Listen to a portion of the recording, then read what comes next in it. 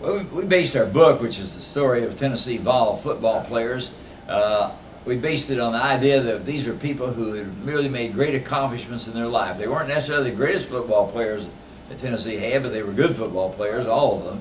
And what they did in their lives later on, though, was most remarkable. We have people who had more than one profession, like Charlie Coffey, who was a football coach and then a transportation executive. We had people like him. We had people like Bill Emmendorfer, who was a dentist and later became a restaurateur. But Alan Duncan, in particular, was interesting because of his experiences as a missionary. It was certainly unique experiences as far as Tennessee football players are concerned, and we thought he made a very interesting chapter in the book. Well, you know, he got to see the first night football game we ever had here at Tennessee when we played the Nittany Lions of Penn State, and I think that kind of sold him on Tennessee, that really he wanted to come here and be a kicker for the University of Tennessee. So I always recall about him seeing that game, seeing Ricky Townsend doing the kicking for Tennessee, and he wanted to do the same thing Ricky Townsend, and thought he could, and he did do it. So it was great. I think he kind of liked the cheers that Ricky Townsend got. He knows that he could kick about as well in his mind, anyway, at least, and he did turn out to be that kind of a kicker. He thought he could kick as well as Ricky, and he knows that the crowd really cheered wildly when old Townsend put one through the uprights, and he thought he sort of like a taste of that too. My first memory of Alan concerning him coming over to the University of Tennessee and getting a load of what we have here at the University of Tennessee. He was out at Powell High School. I know about this because I interviewed him. Gus and I both interviewed him. But he was out at Powell High School as a 9th grader after the family had come back from a furlough after a missionary trip by Mr. Marshall Duncan to Africa. They spent a year with Alan attending Powell High School, and he became sort of a place kicker out there and became quite a popular boy with the girls. He really liked it out there. He had a little gal that sat in front of him in algebra class. He used to pull at her pigtails and the kind of things the guys in the 9th grade will do. Well, anyway, it's not 10th grade. Anyway, he decided that he would tell his father and his mother that he was not going to be able to go back to Africa with them because he's having too good a time at Powell High School. And he said, "I'll see you all later. I'll see you and Ken later." But Mr. Marshall Duncan stepped right up and said, "Alan, we are a family. We go together. If the good Lord wants you back here, He'll bring you back sometime."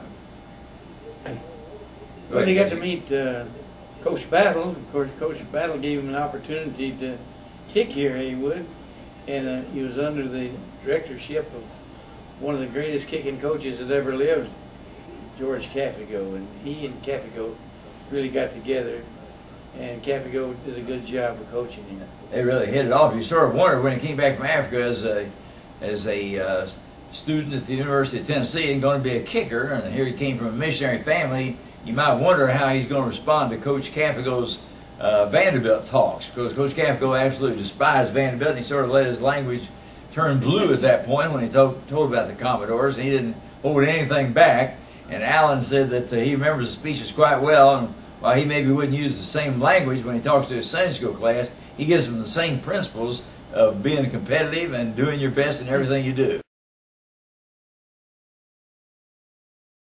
He actually evidently didn't like Kentucky because he was always doing well against the University of Kentucky, kicking field goals against them. 1978, one of the few games we won. I think it was about 29-15 over Kentucky, and I believe he scored 17 points, which stood for years as the record for a kicker at the University of Tennessee. Might still stand for all I know, but he had a tremendous game in 1978 against Kentucky, and it wasn't a very good Tennessee football team that year. We were trying to rebuild under Coach Johnny Majors. Then in 1980, he won the Kentucky game with a kick with a field goal that provided the difference in Tennessee's 20-17 victory.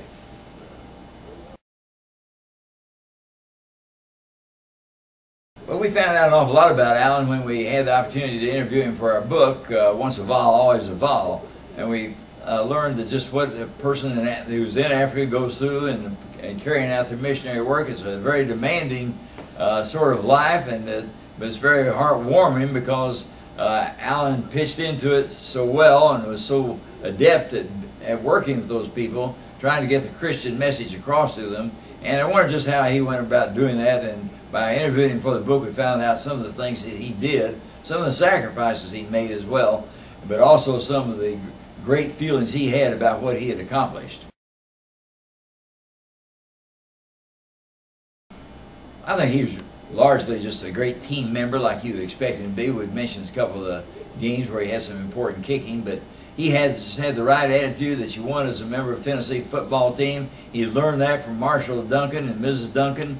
Just what is expected in the way of responding to authority, and he responded to authority all the time he was here. He had great respect for his coaches, particularly for Coach Campigo, who Gus mentioned was his position coach, and he just represented Tennessee the way it should be represented.